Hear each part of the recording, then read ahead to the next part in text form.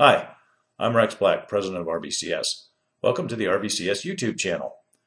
Hey, I hope you enjoy all these free resources that are available here. And do us one favor. We need to keep the lights on and we need your help to do that. So, when you need testing and quality related services, training, consulting, expert services, you name it, let us be one of the bidders on that next job.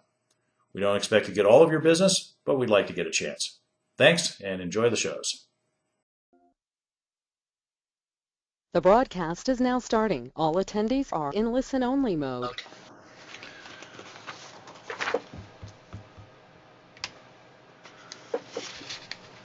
On behalf of RBCS, welcome to this webinar on myths of exploratory testing. I'm Rex Black, President of RBCS, a worldwide testing and quality assurance firm serving clients ranging from small startups to Fortune 20 global enterprises.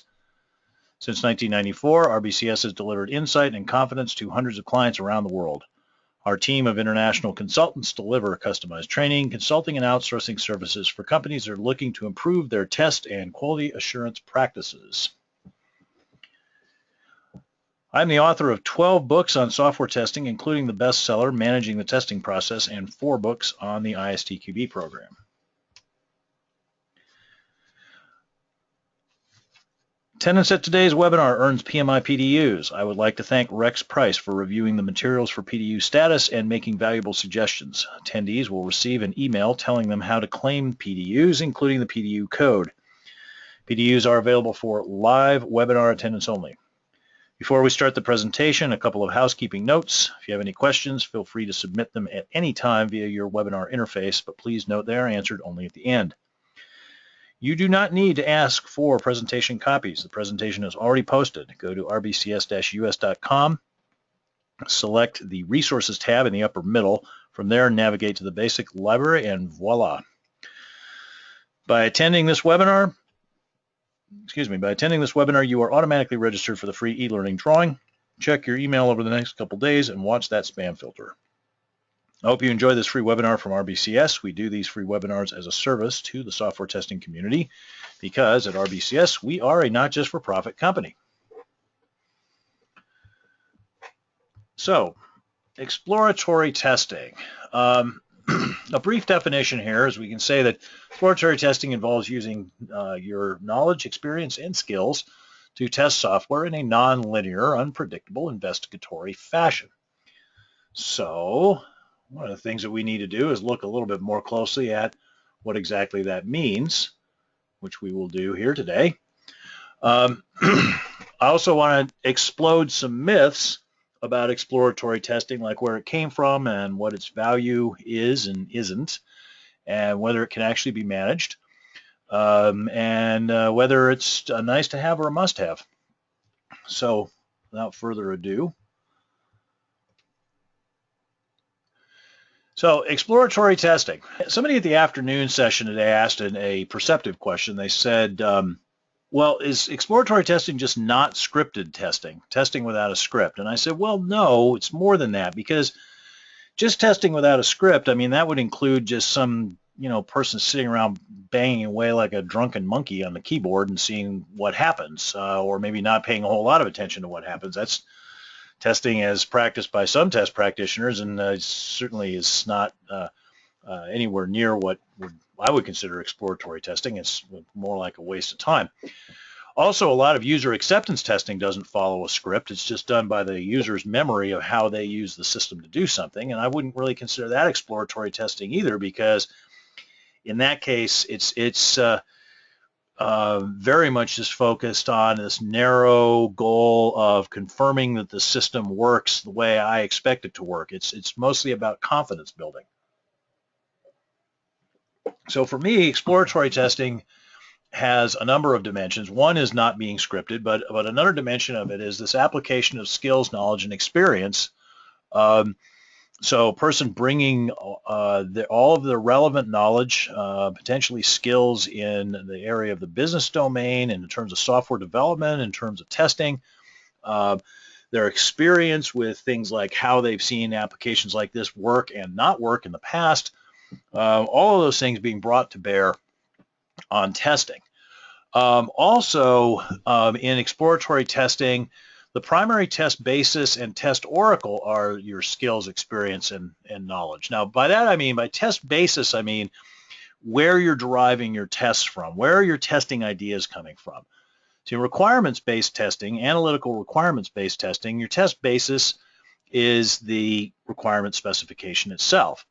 But in exploratory testing, it's your skills, knowledge, and experience. You may look at a requirement specification. You may look at reference systems like legacy systems or competitor systems, but mostly you're focused on, what do I think I should test? Or how do I think I should test this? Same with the test oracle. So again, going back to analytical requirements-based testing strategy, in that your primary reference to determine whether a test passed or failed, which is what your test oracle is the requirement specification. But in the case of exploratory testing, no, it's skills, knowledge, and experience. Now, any sort of technique where skills, knowledge, and experience are the primary test basis and test oracle is an experience-based testing technique. So exploratory testing is a form of experience-based testing, but it's not the only one. So for example, a checklist-based approach to testing is experience-based. If I create checklists based on what I consider to be the most important features and functions of a particular application, that's experience-based. But it's not exploratory because checklist-based test is linear. It will follow that checklist. Excuse me. Exploratory testing is nonlinear, meaning we don't follow a particular checklist. We go where the software leads us, and we investigate what the software does. How the software behaves in one circumstance informs what we should do next. So that to me is what constitutes a true exploratory test. Though there's certainly a lot of just, the drunken monkey stuff, the ad hocery, sitting and banging away that is done in the real world and is called exploratory testing, just basically to put lipstick on a pig. Now, ISTQB did a survey not too long ago, and they found that one of the questions they asked was about which test design techniques do you use, or which test techniques do you use, and 2/3 of the test teams reported using exploratory testing. Though again, whether that's true exploratory testing per my definition or the lipstick on a pig version, that depends on who you're asking, I suppose. The only technique that scored higher than that was use cases.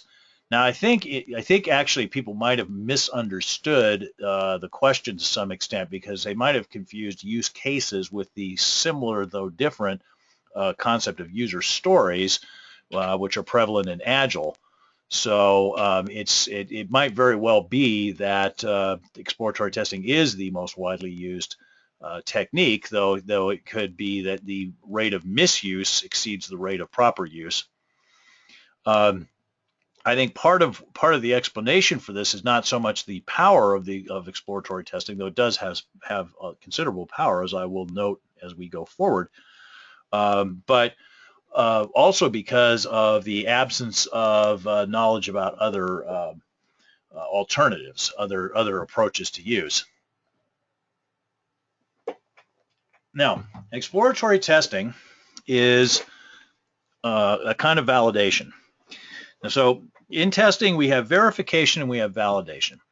Validation is what's happening if our primary intention of the test is measuring the software against user or customer expectations. Validation, the root there is the word value, and basically we're trying to answer the question, does the software have value? Have we built the right system? Now, of course, the issue here, the potential stumbling block is how well does the tester actually understand user and customer expectations? Because remember, the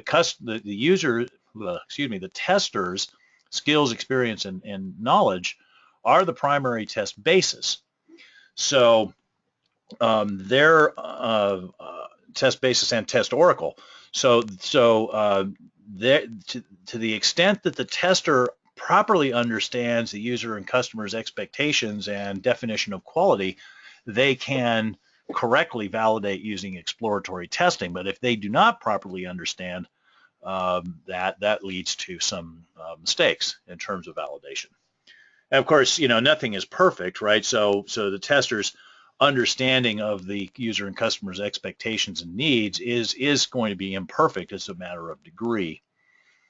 Now, verification is where you're checking to make sure that the system has been built properly according to the specifications. So in verification, we're looking at requirements, we're looking at design specifications and so forth, and our primary test basis and Oracle are those kinds of sources. Both verification and validation are important and necessary, that a good blend of both is required. And certainly some kinds of testing can be a mix of verification and validation, so I'm not trying to introduce some sort of either or classification here. Its testing is either verification or validation. Testing includes activities which have validation elements, activities which have verification elements in various degrees. Exploratory testing is interesting in that it is almost purely validation. Though again, so is user acceptance testing, which is not a form of exploratory testing. So with all of that said, when I use the words exploratory testing, what I'm talking about is what I was just talking about for the last 5 minutes on this slide. So we'll talk more about how to use it effectively, but first I want to bust up some myths. So let's start with origin myths. Origin myths are always fun. Creation myths, where did this thing come from? So the origin myth prevalent these days of exploratory testing is that it was invented by people in the 1990s in Silicon Valley and West Coast style testing and kind of stuff you hear. That's in honor of the late great Justice Scalia, pure applesauce. It's almost certainly the case that exploratory testing was invented by the first person to write and run a program. Because think about it, at that point, you would have no idea. Like you write the program and then you come in, well, does it work? And none of these ideas that we take professional testers take for granted now, like state transition diagrams and decision tables and all of that stuff, even boundary value analysis, had been thought out at that point, because remember, we're talking about the 1940s here. So certainly, people creating programs to do things like solve differential equations, which is one of the original uses of software, to solve differential equations for purposes of missile trajectories. The person testing that would then sit down and go, okay, I know how to solve a differential equation, so I'm going to solve some differential equations. And I'm going to choose various values to use to solve those differential equations, and then I'm going to check those against what the program gives me. Boom. There's that person's skills, experience, and knowledge, specifically knowledge of mathematics and the ability to solve differential equations, is being used to test the program. And they're picking data values based on their skills, knowledge, and experience. Boom. Exploratory testing. Now, even if I might be wrong about that, or even if I can't point to documentation to prove that hypothesis, I can point to documentation that proves that exploratory testing has been in use since the 1960s at IBM. Why? Well, first off, independent test teams are mentioned by Fred Brooks in his book, The Mythical Man Month, which he wrote in the 70s about his experiences developing software at IBM. So we know that there were independent test teams at IBM in the 1960s helping to develop programs like OS 360. Glenford Myers wrote a book in the mid-70s called The Art of Software Testing, where he described something which he called error guessing, which if you go back to The Art of Software Testing and look at it closely, you'll see, error guessing is a form of exploratory testing that is very much focused on trying to find bugs. And Myers again, was describing behavior that went on in IBM in the 1960s. So any claim that exploratory testing was invented 30 years later in the Silicon Valley is, either wrong by 30 years or most likely wrong by 50 years.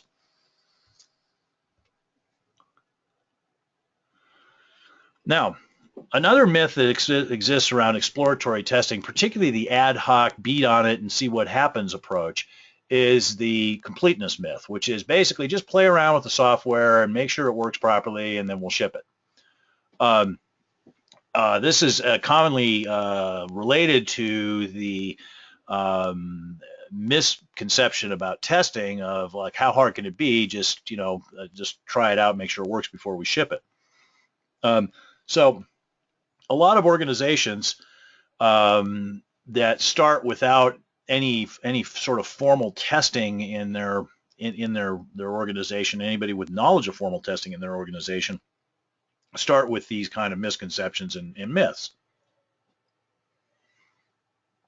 Now, eventually, the complete inadequacy of this particular approach reveals itself through a series of catastrophic or near catastrophic or at least very painful releases. So the myth is self-dispelling. Then in which case you might ask, well, okay, I buy that, but then why is the myth still around? Well, one of the things is that people can learn stuff and organizations can learn stuff, but people aren't always really good at learning from other people, and organizations aren't always really good at learning from other organizations. And so since there's so much fertile ground for this particular myth, and since the misunderstandings that lead to this myth are so prevalent, what happens is that every new tech company, every new IT group that gets formed means that the myth pops back up. This is especially true in that there's really not a lot of good testing education in computer science curricula still, though there are more exceptions now than there were in the 80s when I got my computer science degree. But still, most people will be able to get a computer science degree and not spend any time really studying software testing. So, hence this idea of just play around with it, make sure it works, because that's what you do when you're studying software engineering in college. That's what I did all the time. I just played around with the software and it seems to be okay. I'd submit it to my professors. And, they would play around with it. They'd had some few standard tests that they'd created, but they didn't do an exhaustive job of testing either. So the whole way that software education works, software engineering education works, sort of reinforces this myth because, well, that's how I did it in college, so that's how I'm going to do it now. So let's suppose we got rid of that and that the trend towards more and more organizations teaching testing in college continues and reaches a point where everybody takes testing courses in college, which, that given the rate of progress, that'd be about 200 years from now, but let's assume it's sped up. Well, even that wouldn't fix the problem because we don't have any sort of standards or qualifications to determine what allows you to get a job in IT. We basically have the equivalent of someone like me who's sort of, has a, I understand how to read English, for example, and interpret it literally, and I'm a reasonably good arguer. So that'd be like basically like someone like me going in and saying, I'm now an attorney. Why? Well, because I know how to read English and I know how to analyze English text and I know how to argue with people. And that's basically where we are in IT right now, is that anybody who wants to can go, voila, I'm a tester, voila, I'm a software engineer, here I am, and so those folks, I certainly would be a horrible attorney. I'm sure I would make all sorts of neophyte, bonehead mistakes. And as long as we're at that same place in software engineering and in IT, just fixing the problem in the CS and the computer science programs is a necessary but not sufficient condition. Speaking of sufficiency, there's the sufficiency myth. So if the previous myth, the completeness myth, was based on, I don't know, arrogance is probably too strong of a word, but hubris, I think, kind of fits. Uh, excuse me, I'm sorry, ignorance is too strong a word, but a lack of awareness fits. The sufficiency myth is the other way around. This is based on either arrogance, which is probably too strong of a word, or hubris, which I think fits, which is, the myth is, oh, we've been trained by this mighty Jedi of exploratory testing, and I've got the certificate hanging on my wall that proves that I've sat in the presence of this mighty Jedi, and therefore I can find every bug that matters. So, reality here. Microsoft did some studies on this. Now, a caveat. I mean, I've lit into Microsoft regularly on social media for their lack of quality and their testing lapses and so forth. But I do acknowledge that they are a serious organization, and they have people in there that are doing serious work. So they did some studies, and I was made aware of these studies by a fellow named B.J. Rowlandson at a conference in Frankfurt. I don't know if he's still at Microsoft. He might well be, but he was at that time. And in these studies, they looked at the set of bugs found by exploratory testing and other kind of reactive testing strategies versus the set of bugs that were found by other testing strategies like analytical requirements-based testing strategies. And what they found is that those two sets are different and only partially overlapping. So you could be Lord King God of exploratory testing. The veritable Luke Skywalker, or Anakin Skywalker if you prefer, of exploratory testing, and that's still not going to work, because even if you find every bug that exploratory testing can find, exploratory testing can't find every kind of bug. So what you want to do instead is set up a process that includes different testing strategies at different points in the testing process and in the software development process to try to maximize the defect detection effectiveness, just like you would build a water purification system through multiple stages of filtration. Now, even so, it's important to say that if you define sufficiency of testing as 100% defect detection effectiveness, you're dead. You're doomed. You will fail. You're guaranteed to fail. No testing strategy or set of testing strategies will get you to 100% defect detection effectiveness. But you can, through careful application of quality and testing best practices throughout the life cycle, get to 99.5% or above. I've seen clients that have done that. It's just you have to remember that once you get to 99%, every additional decimal point of percentage effectiveness comes at a very high price, and it goes up as the number of zeros after the decimal point increases. So you have to balance what the appropriate target is. Now, the flip side of the sufficiency myth, which is all we need is exploratory testing, is the irrelevance myth, which is we don't need no stinking exploratory testing because we have TDD and ATDD and BDDD and whatever else, all the other DDD or DDs and alphabet soups and stuff that get promoted out there. And since we have these things, we have 100% confidence in our software. I'm making mock of this, obviously, but there are statements not terribly far removed from what I just said that can be found out there in some of the discussions specifically about TDD. So I don't think I'm too far from the mark. This is a parody based on truth. Well, test-driven development, acceptance test-driven development, and behavior-driven development are all forms of verification. They are based on the user stories and the acceptance criteria. In the case of ATDD and BDD.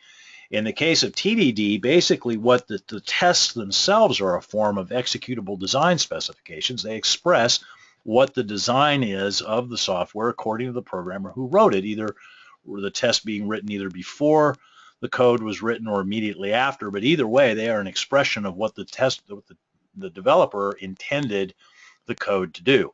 That's pure verification, and you can't rely on verification alone because there is no such thing as a perfect set of specifications. All human work products are flawed. That's just the way they are.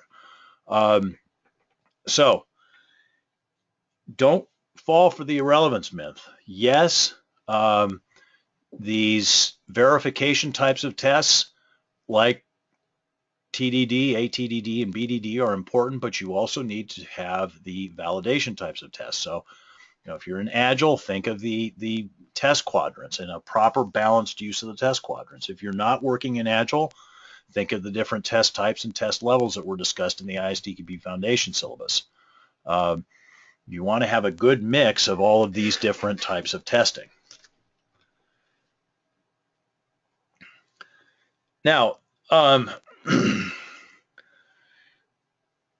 the irrelevance myth is we don't need to do that. The unmanageable myth is every time we try to do that, it turns into a tar pit. And it's this complete unmanageable morass, and otherwise productive person hours of time fall into it with nothing to show for it. We don't know how to manage the work. We don't know what got done. It's just, evaporating productivity. So there are ways to capture the test coverage, and there are ways to manage it. I'm going to talk about managing it a little bit later, but in terms of capturing the test coverage, what you need here are logging tools. There's a tool out there called either Rapid Reporting or Rapid Reporter. I can't remember the exact name, but I don't remember anything anymore because the internet remembers everything for me, so I just do web searches.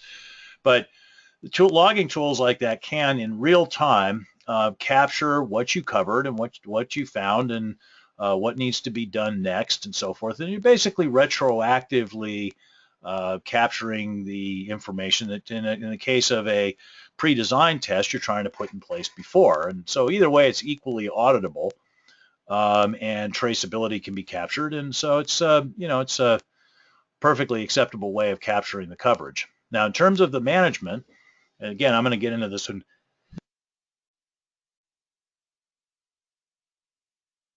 Excuse me, just had a sneeze there. I'm going to get into this in a little more detail in a minute, but if we have a well-defined scope of testing using a test charter, which defines the test conditions we want to cover, and we set aside a particular period of time, a well-defined period of time, anywhere from 30 minutes to 2 hours, we can make sure that we are able to actually manage the testing to be done.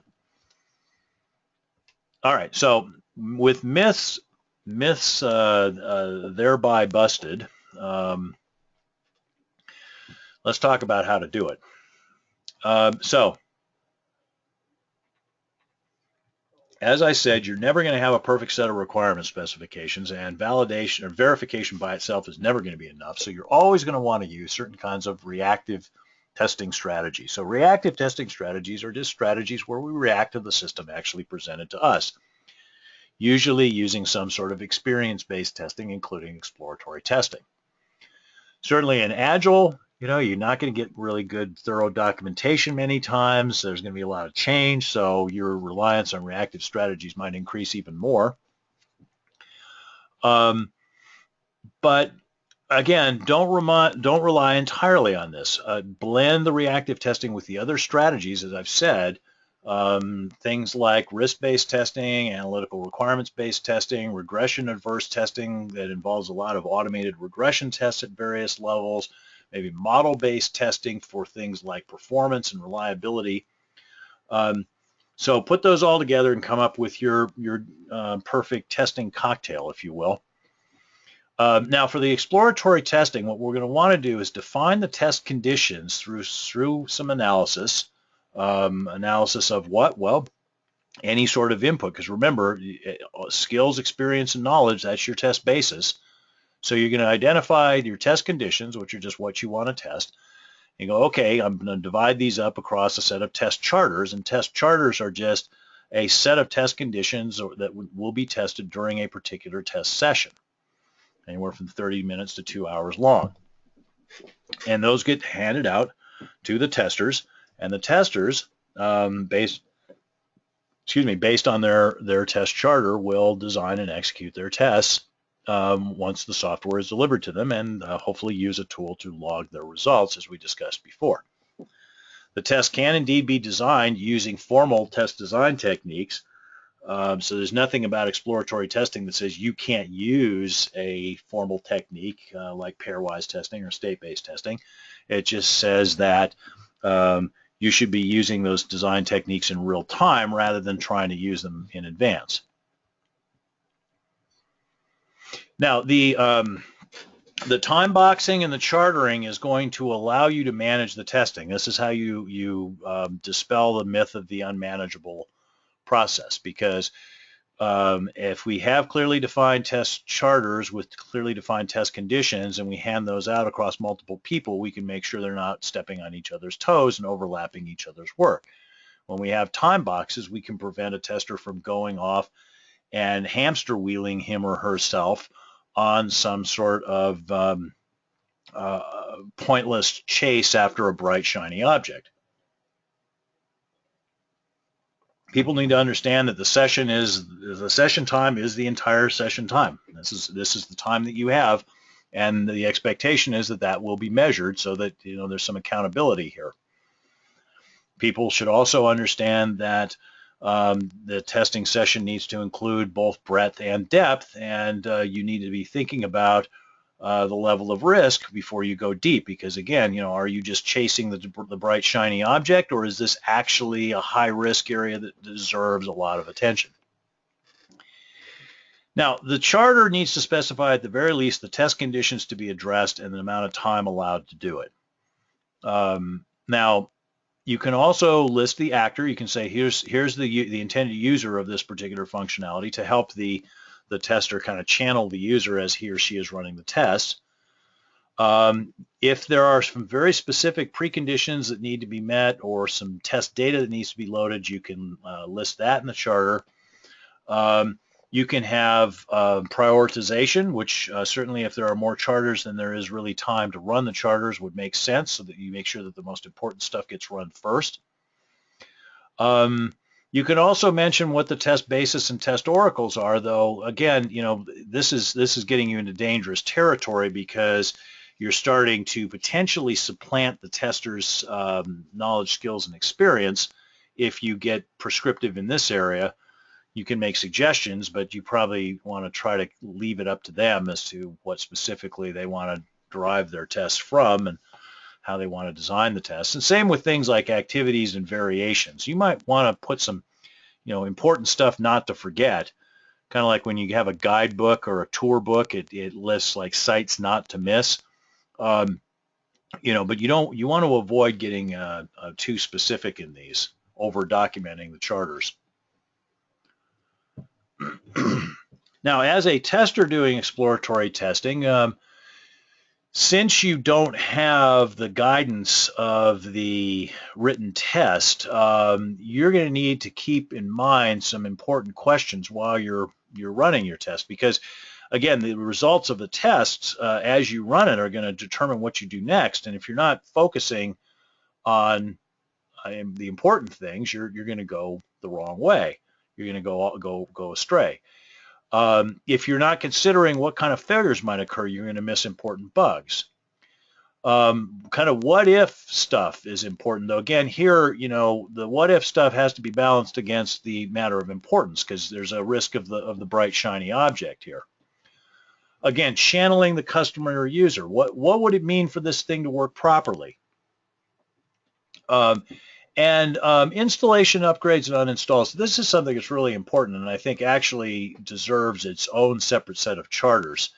There are a whole lot of different installation upgrade and uninstall scenarios possible, and they almost never get properly tested. In fact, I wasted a goodly portion of my afternoon arm wrestling, first with AT&T, and then with some, I'm sorry to say this, that there's this completely worthless Microsoft support people that sent me bouncing around from pillar to post, while not offering me the slightest bit of useful information about how to solve my problem, because my phone self-upgraded itself in spite of me telling it twice, please don't install an upgrade. It did it anyway, and blew out half of my contact information. Now, I think there's a place for scripted tests in this area, but there's also a real value of doing exploratory tests because there's just so many possibilities in terms of upgrade paths. So, that's something important to keep in mind. Heuristics can be helpful here too. So, looking at boundaries, looking at things like if you're testing something that's got an underlying database, the CRUD acronym, create, read, update, delete. Have you tried all those different possible variations there? Different ways that systems can be configured, especially with mobile devices, and possible interruptions, again, especially with mobile devices. These are all, fertile ground for things to try. And they're things that are difficult to capture in a scripted test. And this is something to keep in mind. I'm going to give you an example of a charter here that really is, I think, a really good example of the kind of test that would be exceptionally difficult to do in a scripted way, but is actually really easy and just natural fit to an exploratory test. This is based on a real story, as most of my examples and exercises and so forth are in my webinars and courses and so forth. A number of years ago, I was managing a test team, and we had to test kind of the precursors to a sort of tablet netbook kind of system. It was a very simple, stripped-down PC that allowed you to do things like browse the web and send and receive email. I referred to at that time as an internet appliance. And it had 4 possible configurations: kids, teens, adults, and seniors. And for kids and teens, there was supposed to be filtering. Now, the filtering was supposed to prevent access to pornographic, objectionable, lewd, obscene, and violent sites. This is something that's almost impossible to script. The internet is a multi-dimensionally squirming object that changes all the time, and there would be simply no way of creating an effective and efficient scripted test for this, at least not one that ran manually. You can imagine if you had exceptionally fast internet access speeds, creating some kind of automated test that used a dictionary to generate all sorts of different possible combinations, but then where's your oracle, right? Because the computer, this is the whole problem with filtering software, and filtering software tries to automate the judgment of what's objectionable, pornographic, etc. Ain't so easy to do. So we found all sorts of bugs in this software, and finally I had this brainstorm. We've been using some kind of semi-scripted approaches up to that point, and I finally said, you know what, we're gonna have a little exploratory testing bake-off here. So I got all my testers together in a room. We had 10 testers, and I said, look, if you're easily offended, or if the words hostile work environment have ever occurred to you, take the rest of the day off on me, paid day. Just go away. You'll be glad later that you weren't here today. And everyone was intrigued, so they didn't leave the room. Everybody stuck around. And I said, okay, for those of you who choose to stay, here's what we're going to do. We are going to demonstrate what the problems are with the filtering software on this device, because we've been reporting them and people have been going, yeah, but then nothing had gotten fixed. So I said, here are the rules of the game. Each of you is to come up with a top 10 list of nasty websites that you can get to with a kids or teen system. No fair duplication. The first one to a particular site uses that site. You guys figure out how you're going to split your work up so that you're not stepping all over each other's feet. You go after this thing. And you have from now until lunchtime. And after lunch, I'm going to bring the marketing folks up here. I'm going to show the marketing folks what we're talking about when we file bug reports like kids and teen systems allow access to pornographic and objectionable websites. After lunch was deliberately chosen because I wanted to basically nauseate the hell out of the marketing people. And and then they walked right into the trap. I went down to the marketing folks. I said, hey, we'd like to give you a little show and tell this afternoon. We're creating some examples of some problems that we're kind of concerned about and we think you should be aware of. And could you come up after lunch at say 2 o'clock and take a look at what we're finding? And the marketing guys were like, oh yeah. So there were 3 of them, one man and 2 women. One of the women had young children in an 8-9-year-old kind of age range, really target audience for this device, or one of the target audiences for this device. So it was perfect. So anyway, after lunch they come up there and they all come in with that kind of full and happy look on their face that you have after you've had a good lunch, and I promptly ripped that full and happy look off their face through the demonstration of the kinds of problems that we were having. So they had 10 testers and each had a top 10 list. So it was like 100 visions of horribleness. Imagine walking in and seeing a kid looking at that. And it was exceptionally effective. The bugs, which had been sort of relegated to non-person status for weeks, suddenly got fixed within a matter of a few days. So I bring this up for a couple reasons. One is I think it's kind of a funny story, and I hope you do too. But another is that this is the kind of thing that would have been impossible to accomplish without exploratory testing. It's exploratory testing at its most powerful. It allowed us to demonstrate a lot of problems, to come up with specific examples of problems, to do so in a very efficient and effective way, and it effected change. Those problems actually, when surfaced, resulted in fixes to the product. Notice there was no verification about this. So sometimes people say, well, if I can't point to a specific requirement and say, look, this requirement is broken, I won't be able to get anybody to fix anything, therefore I might as well not do any of this exploratory testing because it's pointless. Well, not necessarily, because sometimes, you don't need a requirement to say that something's wrong. You don't need a requirement written down anywhere to say that the system shouldn't crash and delete customer data, for example. You don't need a requirement to say that a system that's going to be delivered to kids is supposed to have filtering in it shouldn't allow them to access porn. So an example of productive use of this. So to conclude, as I said before, exploratory testing, not a recent innovation, and certainly not an innovation created by some of the people who claim to be the innovators of it. It is certainly almost certainly something that goes back to the first programmer. If not, it is something that goes back to a small team of programmers at IBM whose work gave us the art of software testing, for which we should all be eternally grateful.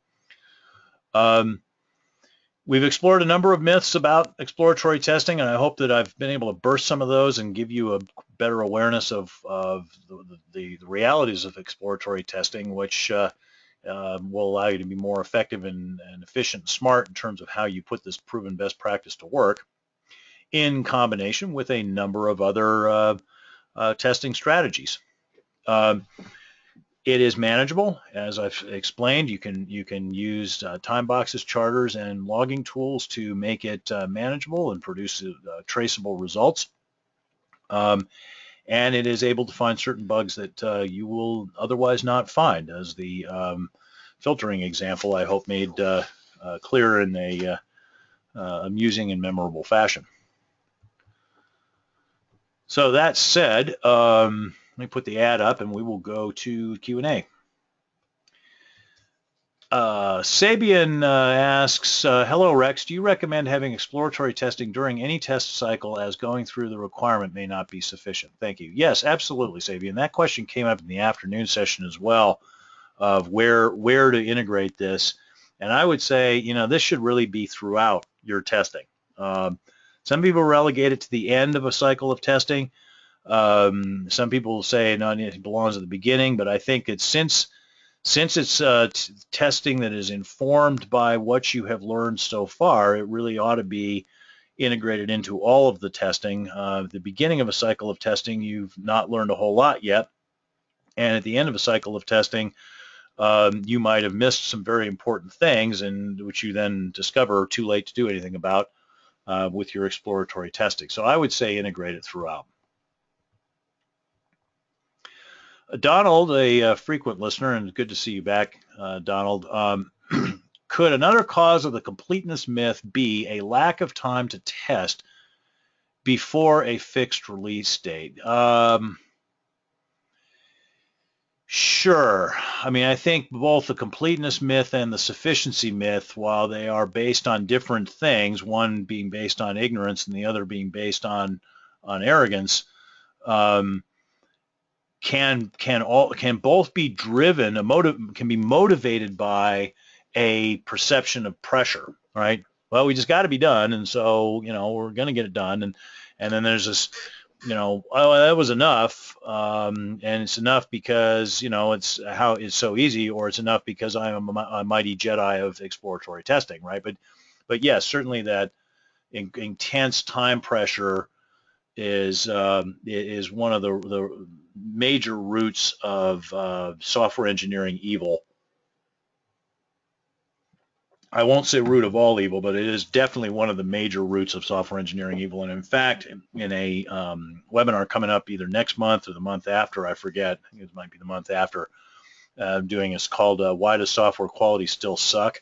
This is one of the things that I actually point to, which is that this intense time pressure for getting a release out the door is behind a lot of the sort of cascading screw-ups that follow. Robin, again, very, very frequent webinar attendee, as well as an all-around good guy and personal friend of mine, says, what's your current recommendation for the percentage of testing time that should be allocated for exploratory testing, especially in an agile environment? So for a number of years, Robin, I've said that my rule of thumb is about 20% of test execution effort ought to be allocated to exploratory testing. Now, that's assuming a relatively low rate of automation, test automation success, either because you're just getting started with the app or because test automation hasn't worked out for one of the myriad reasons that it might not. And so you're having to do a lot of manual scripted testing that includes regression testing. To the extent that you are able to successfully use techniques like, since you're talking about Agile, like TDD, BDD, or ATDD to get a lot of the testing automated, testing that would otherwise be done in a manual scripted fashion, I think that the percentage of exploratory testing should go up in those certain situations. So I would say that if you are able to automate a large percentage of your regression tests, you should look at to what extent are those basically replacing what would otherwise be manual scripted tests, and how should we revisit that 20% rule? Timebox chartered test sessions is interesting, says Atsushi, and Atsushi, good to see you again, Nagata-san. Hope all is well in Japan. He goes on to ask, how long is better as a time box? It would depend on the type of testing or objectives. 15 minutes. The usual rule is anywhere from 30 to 120 minutes, but I think you're right in the sense of the test conditions that you're going to cover are a powerful influence of that. And of course, the level of risk associated with those test conditions is also a powerful influence. I would say, though, that there is some cognitive psychology work that shows that after about 90 to 120 minutes, people's brains start to kind of fry a little bit, and they sort of need a break. So it's probably a good idea that if you have an exploratory testing session that is going to last longer than a couple hours, that you look for ways to break that down into logical sub pieces and define those instead as your sessions, so that you don't push people into this zone of burnout. Excuse me. James asks, and again, another longtime listener. Good to see you, James. Do you have any recommendation on how much or what kind of formal testing experience a person has before they try exploratory testing? Well, I mean, that's kind of, you're kind of asking me a question that my answer is pretty predictable there. Yes, I want, in a perfect world, if it were up to me, every tester who was able and allowed to call himself or herself a professional tester would know black box test design techniques like state transition diagrams, decision tables, pairwise testing, domain analysis, equivalence partitioning, use case-based testing, et cetera, basically all the stuff that's discussed at the Foundation and Advanced Test Analyst course, plus the kind of defect-based and experience-based techniques that are discussed in the Advanced Test Analyst course, plus the white box techniques that are discussed in the Foundation and the Advanced Technical Test Analyst courses. What's code coverage and so forth. I mean, if in that world, that's the level of knowledge that people would have, and I would like to see a higher level in general of technical sophistication amongst testers. So understanding of programming languages and scripting languages, and how software is actually built. For the reasons that were discussed in the classic treatise on software engineering, Terminator 2, where the Terminator explained that he had detailed files on human anatomy to make him a more efficient killer. Same thing why people should testers should understand the internal workings of software, because it will make them more capable of understanding where the bugs are. Now, I understand that I don't live in that world. We don't live in that world. We're a long way away from that world. I'm trying to budge the needle in the direction of that world through various kinds of activities, ISTQB work, and these kind of webinars. So I guess the answer, as a practical answer, James, I guess what I would say is as much as you could possibly get. I don't think that you can take a green, unexperienced person and just throw that person in the briar patch and say, start exploring the software and see what happens. I think that's a recipe for a huge number of false positives and false negatives. And I say that not just as a matter of personal belief, but as a matter of having seen that kind of nonsense perpetrated by various organizations, including a not small number of outsourced testing service providers, with precisely that result. So, exploratory testing is an experience-based technique, and so obviously the more experience, the more relevant experience and knowledge and skill you have in terms of things like the business domain, testing, and software engineering, the more effective you're going to be. And contrary-wise, the less such skills, experience, and knowledge you have, the less effective and efficient you will be. Denise asks a question here, and Denise, again, longtime listener, good to see you again.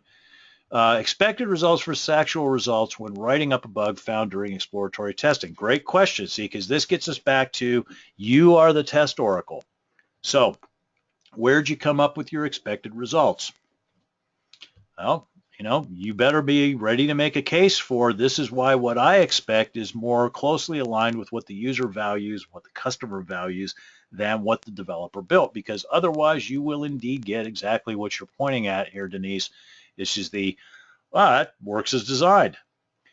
So, in a case like the filtering software, it was a slam dunk, right? I mean, I was just able to go, look, this thing's, configured as a kid's box, and there's a picture of somebody getting dismembered, or there's a picture of some sort of very, interesting sexual activity, which, more power to them, but that's something for adults, not kids, So the oracle there in that case was just common sense, right? But the further you get away from that kind of stuff, behavior that is self-evidently wrong, the more you're going to need to be ready to make that argument of why your oracle, the one inside your head, trumps the developer's oracle. And that's where the skills, experience, and knowledge comes in. Rajesh asks, are there any metrics which can be derived for exploratory testing? Sure, absolutely. I mean, if you are using the kind of logging and management techniques that I discussed, there's no reason why your exploratory tests and their results can't go into a test management system like ALM or any of the other 3 or 4 dozen test management systems that are out there, and you can report metrics from them just as if they were test cases, which of course they actually are just test cases. They just are test cases that happen to not have been written down prior to being executed. Donald asks, and this is kind of a related question, how can exploratory testing be reliably repeated or leveraged for regression sessions? This is a constant problem I see with much initial testing being reactive. Then the scope of regression coverage becomes inconsistent with no satisfactory way to demonstrate that a release is ready or risky. So this is where your tools, logging tools like that Rapid Reporter and so forth come in, because you're able to actually show, look, this is what we tested the first time around. And, conceivably what you can do if you have a good automation program in place is that those logs can be handed over to the people in charge of creating the regression test suite, and with some guidance given about, these are the tests that we think we recommend to automate, and thus those can be automated. So yeah, it's a solved problem, Donald, but it's interesting when I say solved. When people hear people use the phrase solved problem, they sometimes think non-problem, and that's actually not what I mean anyway by solved problem. It might be what other people mean by solved problem, but a solved problem to me is a problem for which a proven best practice exists. Whether that proven best practice is in practice in most organizations is a different question. Now, a lot of times people will say, well, if it's not in practice in a lot of different organizations, well, maybe it's not a best practice. Well, no, I mean, I think, because again, forward referencing that webinar that I'm going to do a little later this year about why does software quality still suck, we the software profession in general and the surrounding business infrastructure around it do a tremendous amount of damage to our own ability to create good software. We put constraints around ourselves, we shoot ourselves in the foot, we do all sorts of things that are just very much bad ideas. So just because there is a known proven best practice out there does not by any means mean that a lot of people are doing it. But nevertheless, it is a solved problem, and the path is there